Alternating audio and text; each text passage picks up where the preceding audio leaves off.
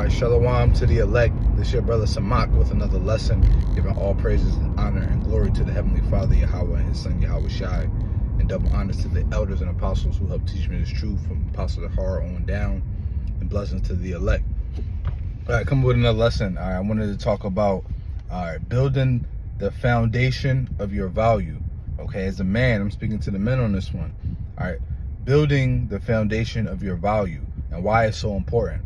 Now, we ultimately know that the scriptures say, pursuant to what Isaiah 32:2, where Yahweh will make a man more precious than fine gold, right?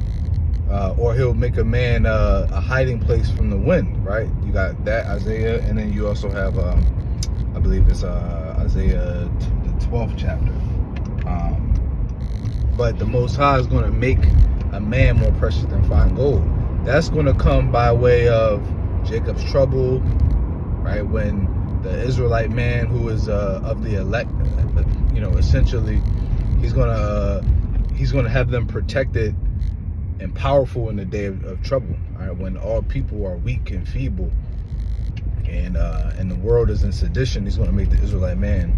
All right, he's going to protect him. He's going to provide for him, and he's going to give that Israelite man the ability to be able to provide for those that are with him. Right? That ultimately the spirit is going to be on the men in those days to distinguish between who should and who shouldn't. You know what I mean? I believe that. But until that point, all right, we have work to do. All right, as a man, all right, you have to put in the work and go down the journey of self-development. Self-development is very crucial and it's very critical, all right, to your identity as a man and who you are as a person. It shows character, all right, it shows conviction, it shows discipline. All right, so every single day we should be striving to better ourselves, to work on ourselves. All right, we're like a sculpture, all right, an ice sculpture or a stone sculpture, and you have a mallet and chisel, and you're just chiseling away, boom, boom, boom, different parts, making a perfection, and it takes time. These things take, to make a sculpture like that, it takes a plan, right? You have to have a plan. You always have to start off with a plan, right? So what you do is you sit back and you think, okay, who am I? What are my mannerisms? What are my habits? What are my positive traits? What are my negative traits? All right. Who do I want to be? How do I want to be? What habits do I want to have? What positive traits do I want to have? What negative traits do I want to eliminate? How do I envision my life to be? Or how do I envision my persona to be as a man? All right, that's the plan. And then you have to have intention, right? It has to be intentional. There has to be a pure reasoning behind why you're doing what you're doing, why you're working on yourself so fervently, right? And first and foremost, it should be because we're striving to be accepted of the Heavenly Father. And second, it should be for yourself. How you move, how you think, how you act is a reflection of who you are. You can only fake being valuable and confident for so long. And you can only fake it but so much. A man who is truly of value and confidence, it'll show and it'll pour out and it'll exude energy or aura, if you will. So we have to, liken ourselves to that sculpture, right? Liken ourselves to that artist, and the person we want to be is that sculpture. It's just a big block of stone, and we envision who we want to be and how we want to be, and we take steps and we start to chisel away at the rock, at the stone. And it's an ongoing process. It'll never be perfect because every time you look at it, there'll be certain pieces that could be fixed or changed or whatever, or adjusted. But generally, the foundation of the sculpture or the foundation of your value as a man is there, and you just critique upon that value. So we'll never be the pinnacle of our value until we reach the kingdom of heaven. But what we can do within our liberty is we can make the necessary steps and we can take the necessary steps and make the necessary actions that will yield those positive results, right? So, such as being more abiding and studying, right? You know, as a man, having knowledge, it makes you valuable, okay?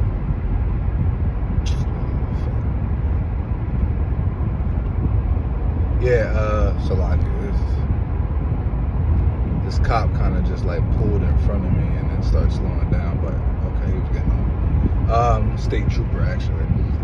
But yeah, as a man, having intelligence and having knowledge, it gives you a sense of security and value in itself, right? Because they say a man who has knowledge is a dangerous man. Now, granted, we all know that wisdom is applied knowledge. So when you obtain knowledge and you have intelligence, right? Intelligence is simply the ability to understand and comprehend things, the ability to problem solve.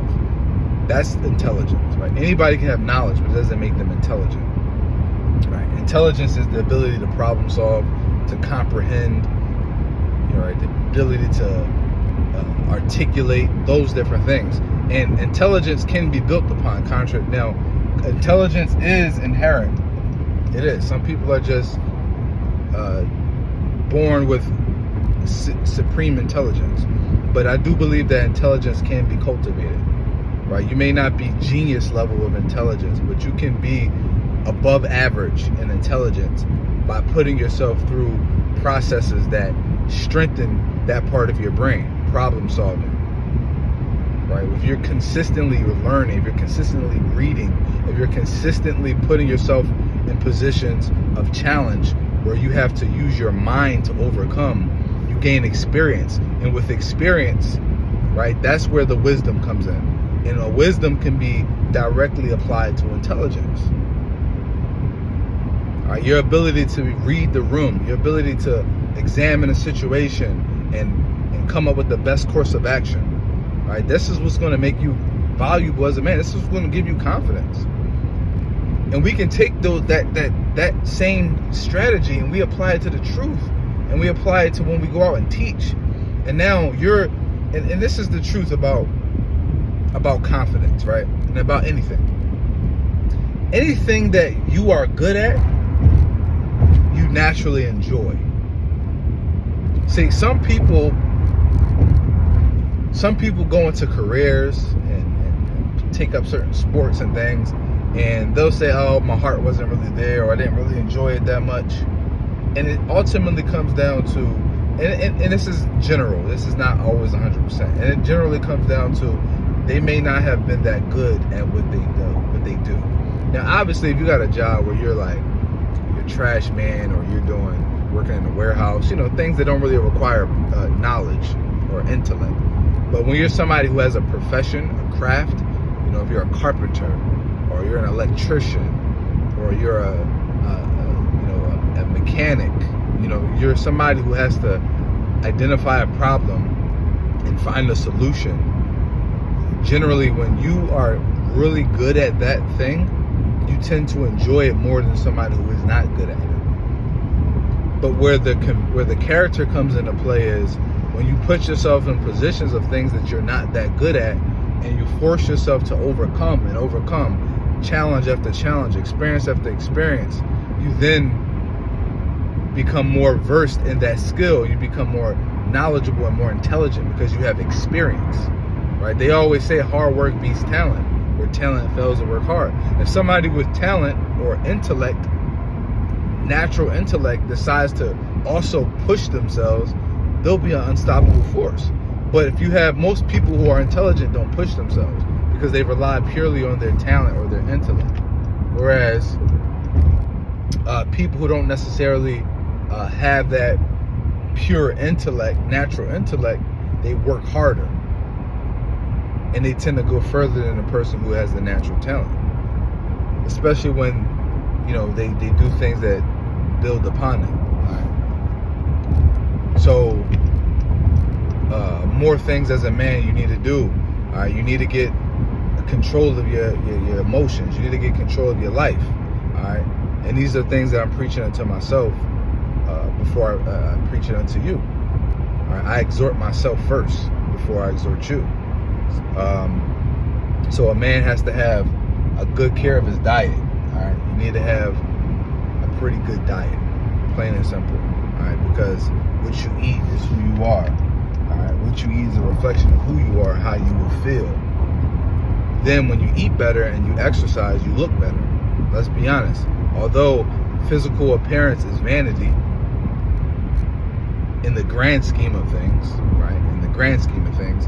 But I'm also a firm believer in when you have a healthy lifestyle, your body will reflect that of a healthy lifestyle. And you will look better. And I don't care what anybody says. When you look better, you feel better. You're more confident. Especially when you know that your physique and your well-being, right? Because not just physique, because you can have a good physique but feel like shit. But if you have a good physique and you have a good well-being, you're energized, you're healthy, your skin is glowing and clear. It shows discipline, it shows character, it gives you more confidence because you know that you put yourself through challenges and hardships to acquire that. You sacrificed where other people gave in. You maintain discipline where other people were slothful. All these things are a building of a foundation of value. Value is first and foremost inherent in people, and real recognize real, man. Real recognize real. A person of value will respect the person of value. Plain and simple.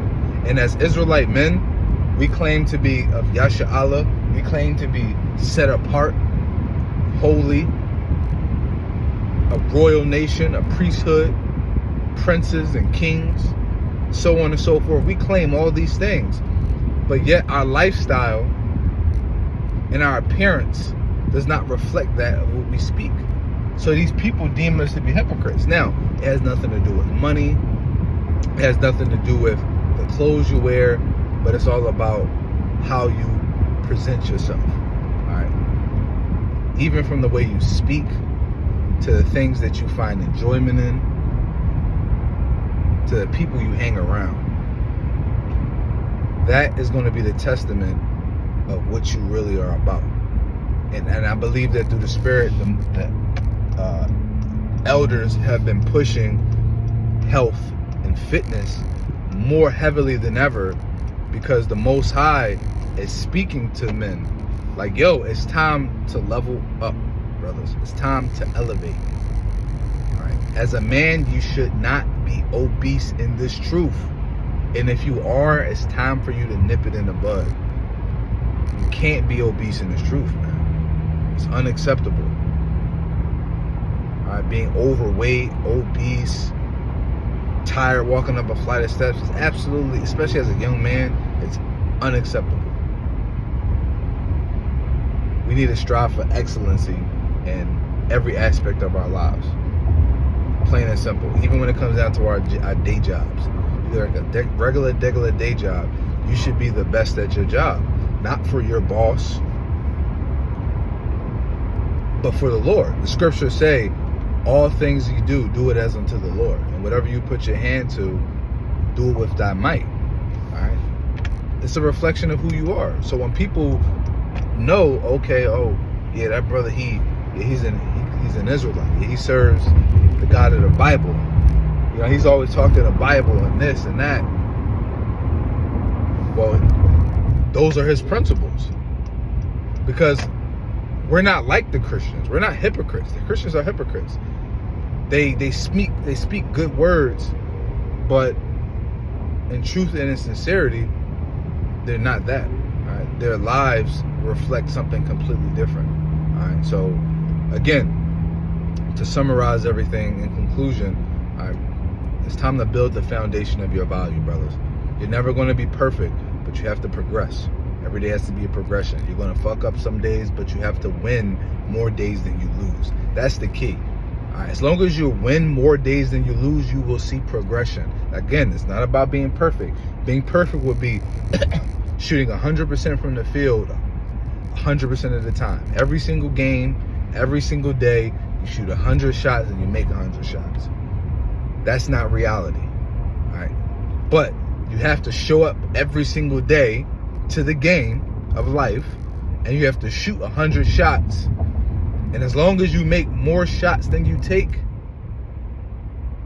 as long as you shoot a positive, right, more than 50% from the field, you will progress. All right, it's probably a bad analogy, but the point is, all right, instead of shots, I'll use wins and losses. If you show up to the game and you shoot your shots, as long as you win more games than you lose, you will progress forward. You will have a positive record, as they say. As long as you win more games than you lose. That's all that matters, because it's progression. All right, if you take 3 steps one day and 2 steps the next, and then the next day you take 1 step backwards, you still are moving forward. All right, if you have to walk 100 feet and one day you take 3 steps, you walk 3 feet, the next day you walk 2 feet, that's 5 feet. But then the next day after that, you walk backwards 2 feet, which is a loss, right? You fucked up on your diet or your fitness routine, or you fall subject to some kind of lust or whatever, or temptation. You took 2 steps, you walked 2 feet backwards, but you're still at 3 feet now. So you're still greater than what you were when you started. And then you continue that going forward. You continue to take more steps in the right direction than you do in the wrong direction, and you'll be all right. So Lord willing, this video was edifying. I don't want to make this too long. Until next time, shalom.